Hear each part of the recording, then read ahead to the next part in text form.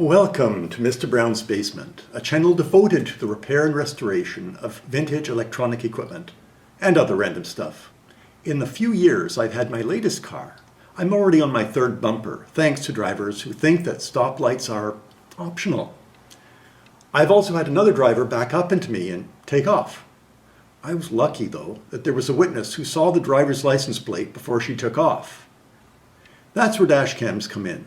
There's nothing like video evidence to exonerate the innocent, clear up any questions, and ruin the day of the careless. This is my first dash cam. The video quality was lackluster, and it was a pain in the lower back to get the video out. And that brings me to today's video, a look at the Veement T90X Dashcam. In this video, I'll go over the main features and give you my overall impression. With the T90X, I should call this a dashcam system, not just a dash cam, because it contains everything you need to take video in front of your car and behind your car. It has a Sony sensor, a 6-element glass lens. It can shoot in 1080p, 2.5 or 4K video, 30 frames per second. It does have wide dynamic range, so it can bring out what's in the shadows and compensate for overexposure. This one shoots in 1080p, 30 frames per second. To watch the recordings, you can review what you've recorded on the 3-inch screen. Unfortunately, it only has a resolution of 360 by 480, which is not very detailed, but it's certainly adequate for reviewing video. But more importantly, you have options when downloading the video from the camera onto your computer. The first and least convenient way is, like with this one, taking the SD card out of the camera and then sticking it into your computer. I really didn't like that because the camera moves every time you touch it. Second way is using the USB cable and hooking that up to your laptop.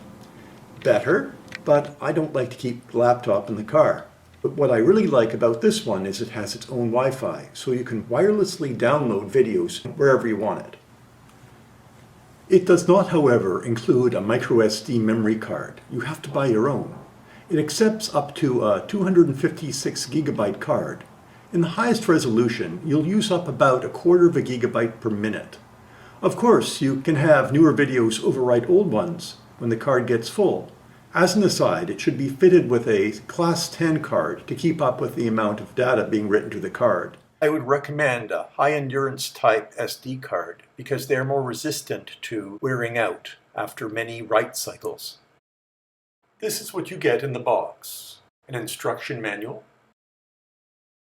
the front-facing camera, a plug that goes into your cigarette lighter or 12-volt accessory receptacle, a rear view camera,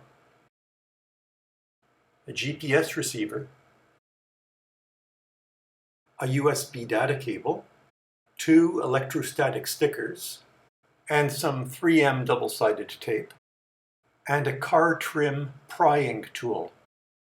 This should be everything you need except for the memory card, except I also needed an extension to the power cable because my accessory outlet is in an awkward place.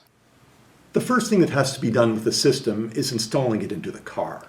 This involves attaching the cameras and fishing the wire through neatly. Depending on your vehicle, this could be very easy or not.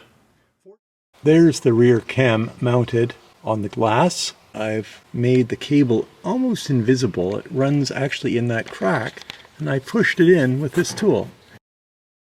Once installed, the camera is quite inconspicuous. I've removed the bottom door sill, and now I can run the cable underneath the door. I've got it tucked in right next to my mirror, and the cables, they just disappear into the trim. You wouldn't even know they're there.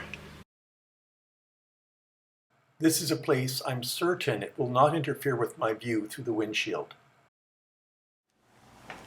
It took about 2 hours to install the front camera and the rear camera in the car.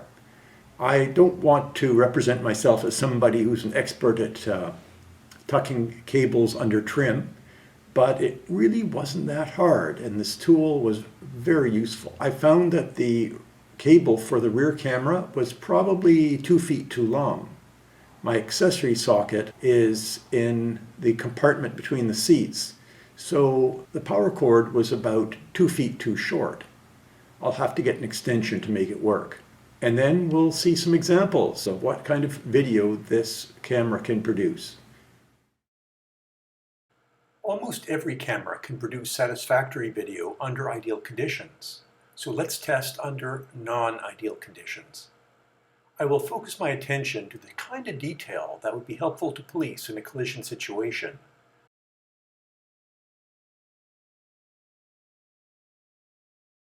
The video is reasonably smooth, but there is clearly distortion around the edges of the image, though this is typical of very wide-angle lenses.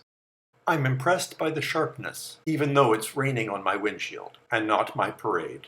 The license plates of the fire truck and the police cruiser are both readable, but not the plate of the white Audi. At this point, the plate of the black Honda becomes readable, but it soon washes out and becomes unreadable. Due to the moisture on my windshield, our relative speeds, and the uneven lighting, the Honda's license plate is no longer readable.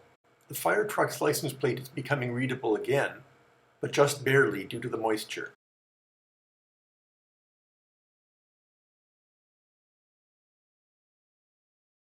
At the stoplight, the license plates of both vans are clearly readable until they begin to move. The license plate of the black car passing me on the left never becomes readable.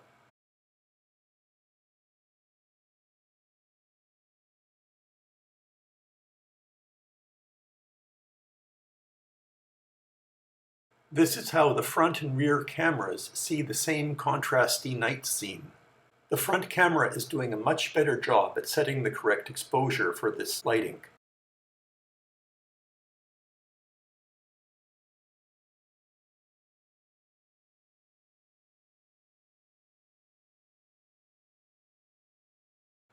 Here I've turned on WDR, that's wide dynamic range, and it does make a huge difference on the top video, that's the front-facing camera.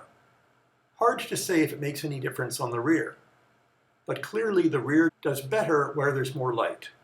I'm getting some reflection from inside the car, which I could probably eliminate with some tape around the camera. There's plenty of light, so I can clearly read the license plates of both vehicles directly behind me.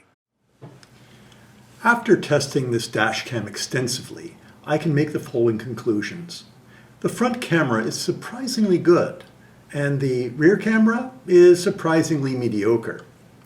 The main weakness of both cameras is that they are limited to 30 frames per second, so objects in relative motion to the car tend to be blurred. The video files produced at 4K are excellent, but their added file size offsets any advantage. 2.5K seems to be the sweet spot for optimizing image quality and download time. There is a real improvement when turning on WDR. I don't see any reason not to use it. The RoadCam app is okay, but has some bugs. As long as you're not trying to download or delete large numbers of files, it works properly. It does, however, need some work to improve stability and fix the UI.